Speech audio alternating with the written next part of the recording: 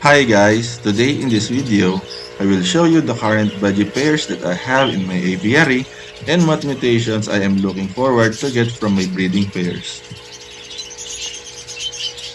Come and join me as we check and see each of them one by one.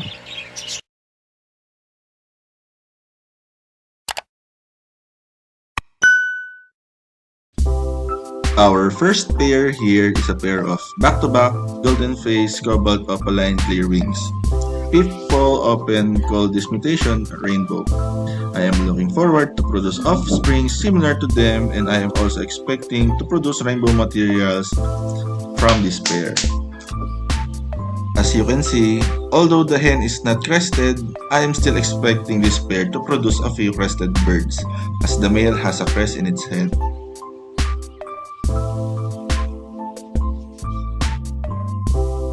Our next pair is an incomplete Hagoromo hen, offline blue, and complete Hagoromo cock spaniel. For this pair, I am hoping to produce more Hagoromo badges regardless of the mutation.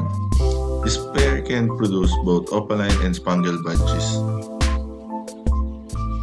Here we have a mauve yellow wings clear wing opaline, or also known as mauve rainbow. This male currently has no female pair, and I'm hoping to pair this one to either cobalt or mauve rainbow as well. In this part, we have a white face blue opaline female and a yellow clear wing back frill male.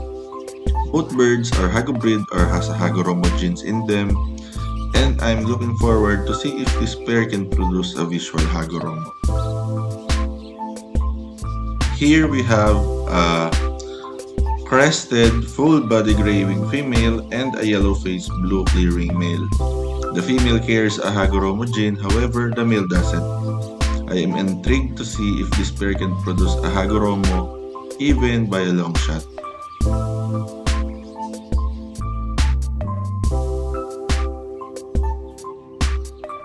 In here, we have a rainbow mauve cock and a cobalt rainbow hen.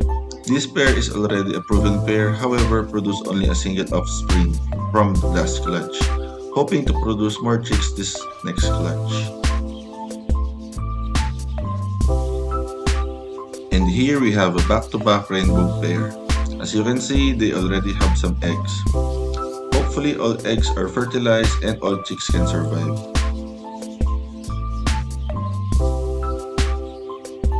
In this cage, we have 2 vacant slots for breeding. Still deciding on what pair should be put in here.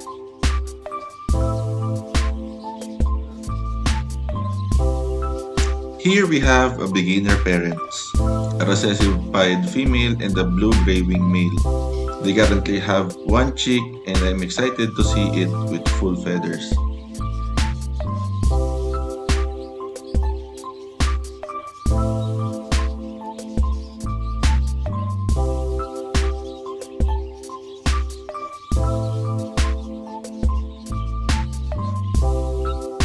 Now we have a crested yellow-faced blue opaline male and a spangled female. Both birds are also Hagoromo gene carrier, and let's see if this pair can produce some Hagoromo offsprings. Hopefully they do.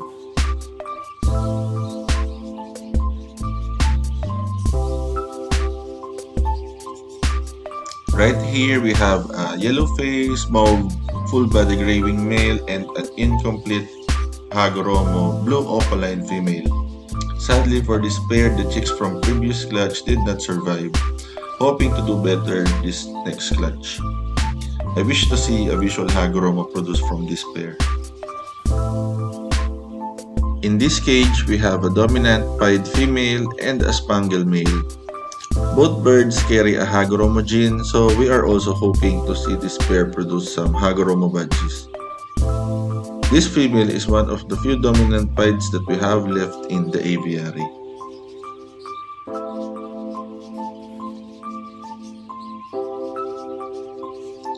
Here we have a pair of crested clear wing female and a cobalt clear wing male. This pair has already produced some offsprings before and hoping to have them again this breeding season.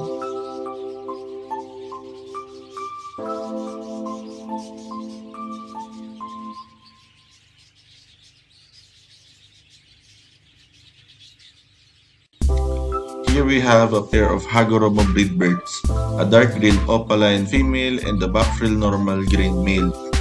I am very pleased with the male from this pair and hopefully we can see some normal green visual Hagoromo birds soon. Their neighbor is a pair of incomplete Hagoromo blue opaline male and a crested mauve clear wing opaline female. I wish this pair could give us some Hagoromo rainbow materials for our rainbow Hagoromo project.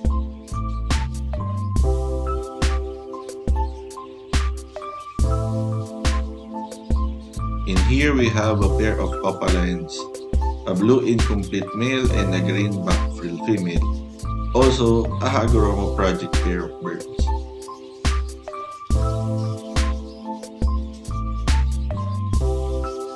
From the next cage, we have a pair of blue opaline incomplete Hagoromo male and a lacewing Hagoromo breed female.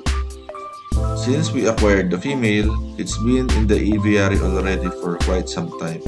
She rejected most of the males that we tried to pair with her. Hopefully this next guy has the charm.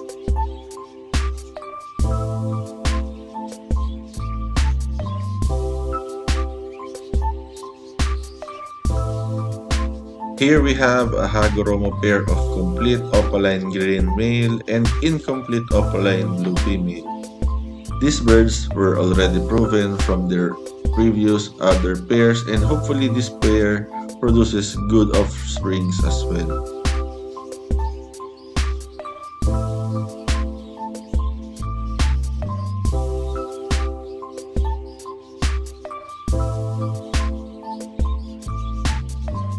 Here we have a young pair of blue recessive pied spangled Hagoromo male and a Hagobreed opaline female, hoping that this couple can be a good addition to our good breeders in the apiary.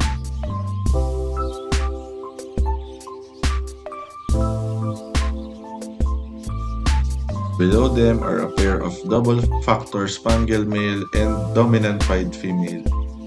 They currently have 2 crested spangled chicks and hoping to win these chicks in 2 or 3 weeks.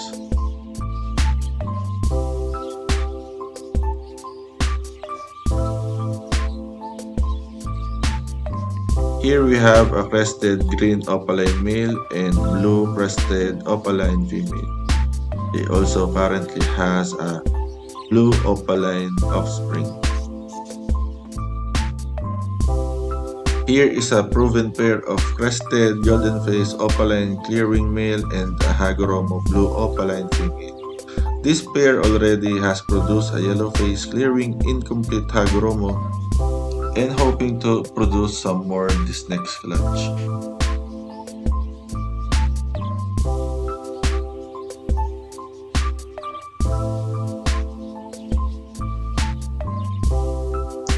Below is another vacant cage. Still deciding and thinking of what station should be paired and put in here. This one is a pair of back frill blue recessive pied male and back frill blue opaline female. Both are Hagoromo gene carrier as well and currently has a few chicks, hoping they would grow healthy.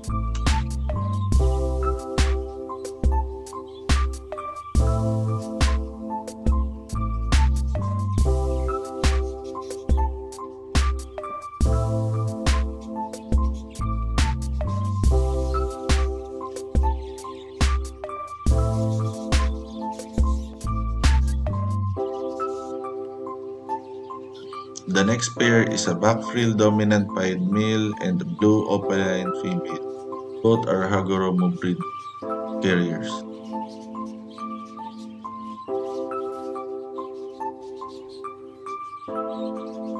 Next is a blue opaline incomplete Hagoromo male and frill recessive pied Hagoromo breed female.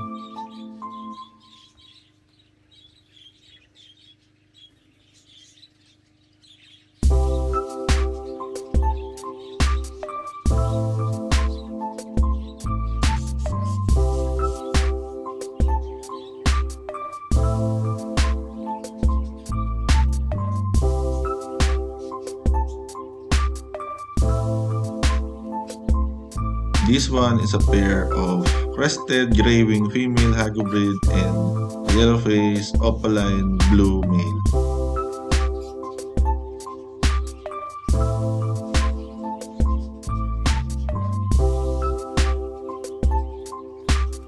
Here we have a pair of birds that has been gifted to us. The female mauve rainbow is from my good friend Melvin, and the mauve rainbow male is from Sir Kaiser.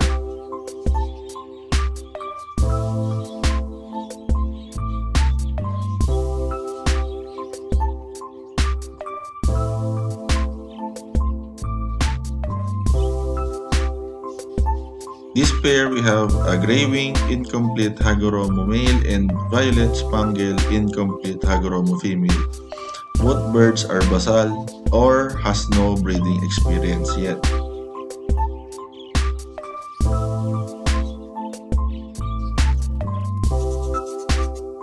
Here we have a pair of wild green or normal green budgies. We don't see this color often anymore as some of the breeders are not interested in producing a default color mutation anymore. This is my favorite color mutation, by the way.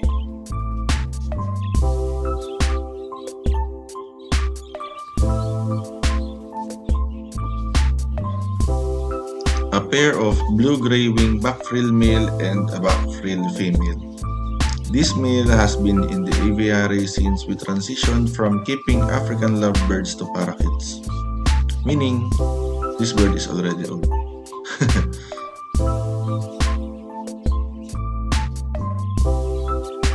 A backfrill pair of green opaline and dark blue opaline. Both are Hagoromo gene carriers as well. Currently have a few eggs and hopefully most of them, if not all of them, are fertilized.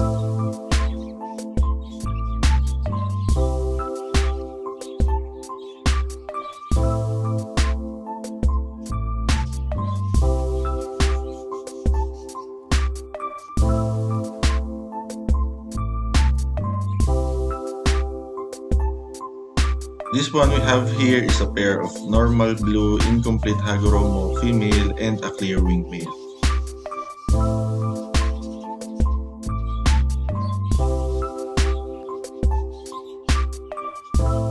I checked this after I shot this video and sadly the eggs turned out to be clear. Well, better luck next clutch. Well, that's all the breeders I have in my aviary as of the moment. I hope you enjoyed the video, and if you did, please hit that like button or leave a comment as well. See you in the next video. Bye!